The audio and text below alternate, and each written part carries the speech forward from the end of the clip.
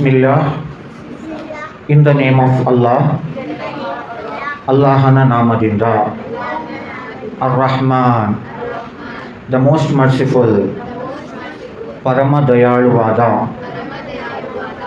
Ar-Rahim, the specially merciful, Karunanidiyada, Alhamdu, all the praises, Yalla Stutiyu,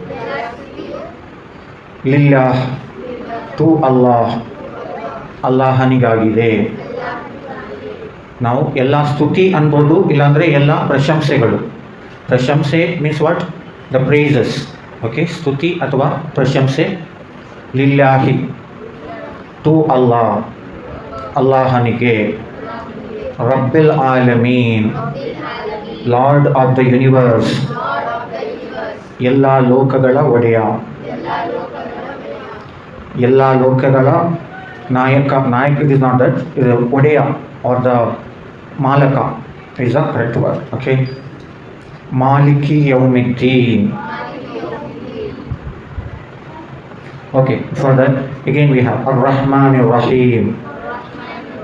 ಇದು ಮೊದಲ ಸೂಕ್ತದಲ್ಲಿ ಬಿಸ್ಮಿಲ್ಲಾಹಿರ್ ರಹಮಾನಿರ್ ರಹೀಮ್ ಅದರಲ್ಲಿ ಬಂದಿದೆ. ಅದೇ ಥರ ಅರ್ಥ. ar-rahman ಅಂದರೆ ಮೋಸ್ಟ್ ಮರ್ಸಿಫುಲ್. ಕನ್ನಡದಲ್ಲಿ ಏನಂತೀವಿ? ಅತ್ಯಂತ ದಯಾಳುವಾದ.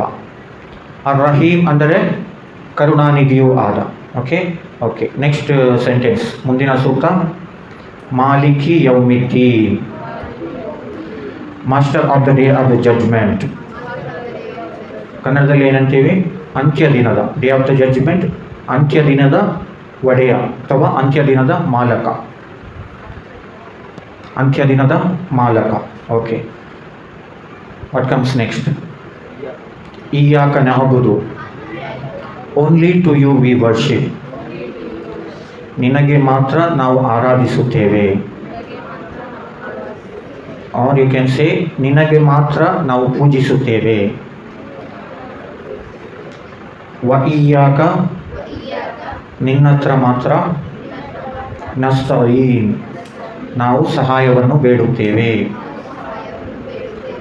Only to you we worship and only to you we turn for help.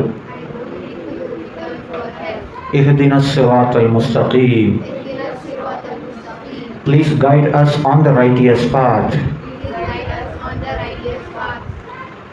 Ihdina, please guide us, siratal mustaqim, on the righteous path. ಅಲ್ಲಾಹನೇ ನಮ್ಮನ್ನು ಸನ್ಮಾರ್ಗದಲ್ಲಿ ಮುನ್ನಡೆಸು. ಸಿರಾತಲ್ಲದೀನ, ದ ಪಾತ್ ಆಫ್ ವಿಚ್, ಯಾವ ಮಾರ್ಗವೆಂದರೆ. ಅನ್ಅಮ್ತ ಅಲೈಹಿಮ್, ನೀನು ಕರುಣಿಸಿದವರ ಜೊತೆಯಲ್ಲಿ. On those whom you have blessed upon. ಗೈರಿಲ್ ಮಗ್ದೂಬಿ ಅಲೈಹಿಮ್, and not on those whom you are angry with. ನಮ್ಮನ್ನು ಉಲ್ಪಡಿಸಬೇಡ, ನೀನು ಕೋಪಗೊಂಡವರ ಮೇಲೆ, ನೀನು ಕೋಪಗೊಂಡವರ ಜೊತೆಗೆ. ವಲಜ್ಜಾಲಿನ್, and not on those who went astray. ಅವರ ಜೊತೆಯೂ ನಮ್ಮನ್ನು ಒಳಪಡಿಸಬೇಡ, ಯಾರು ಸತ್ಯದ ದಾರಿಯಿಂದ ದೂರ ಹೋದರು. ಆಮೀನ್. ಪ್ಲೀಸ್ ಅಕ್ಸೆಪ್ಟ್ ಅವರ್ ದುವಾ. ದಯವಿಟ್ಟು ನಮ್ಮ ಪ್ರಾರ್ಥನೆಯನ್ನು ಸ್ವೀಕರಿಸು. Okay, so in this I have included Arabic, English and Kannada. So you may even try to say like Arabic and Kannada or Arabic and English in whichever way. Anyway, this will be posted on YouTube. ಇದನ್ನು ಯೂಟ್ಯೂಬಲ್ಲಿ ಹಾಕ್ತೀವಿ. ಯಾರಿಗೆಲ್ಲ ಕನ್ನಡದಲ್ಲಿ ಸೂರಾ ಫಾತಿಹಾ ಅಥವಾ ಕುರಾನಿನ ಪ್ರಾರಂಭದ ಅಧ್ಯಾಯದ ಅರ್ಥವನ್ನು ತಿಳ್ಕೊಳ್ಬೇಕು ಅಂತ ಇದ್ದೀರಾ, ಇದನ್ನು